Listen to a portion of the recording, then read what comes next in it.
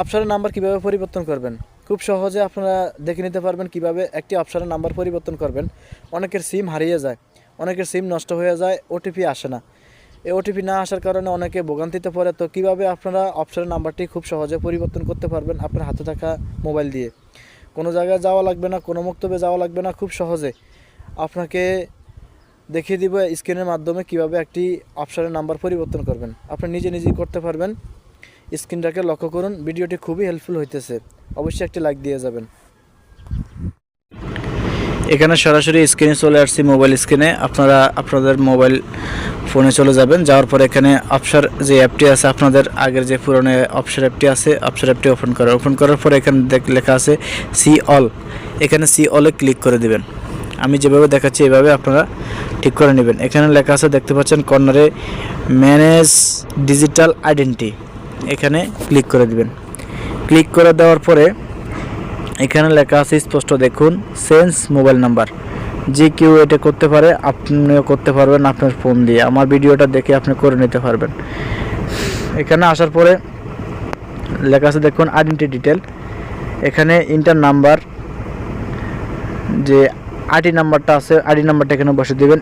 ID number অর্থাৎ ইকামা নাম্বারটা এখানে বসে দেবেন। তো আমি আমার ইকামা নাম্বারটা এখানে বসে দিতেছি, আপনারা আপনাদের ইকামা নাম্বারটা এখানে বসে দিবেন। আমি খুব স্পষ্টভাবে আপনাদেরকে দেখানোর চেষ্টা করতেছি। যদি তারপরও আপনারা না বুঝেন অবশ্যই কমেন্টস করে জানাবেন, এবং আমার গুরু ফেসবুকের লিঙ্ক থাকবে, সেখানে আপনারা নক দিতে পারেন। এবং এখানে যে ক্যালেন্ডারটা আছে, এই ক্যালেন্ডারটা এখানে আপনারা, এখানে হিজরি আছে, তারপরে ইংরেজি করার সিস্টেম আছে।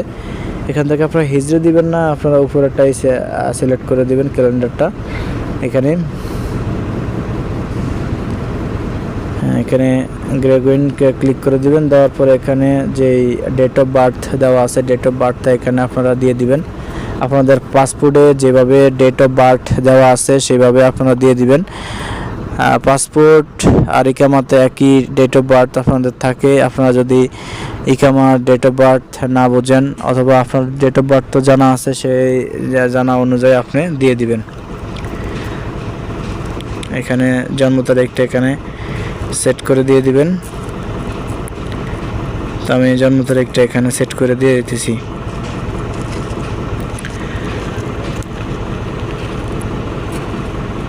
দেখতে পাচ্ছেন এখানে।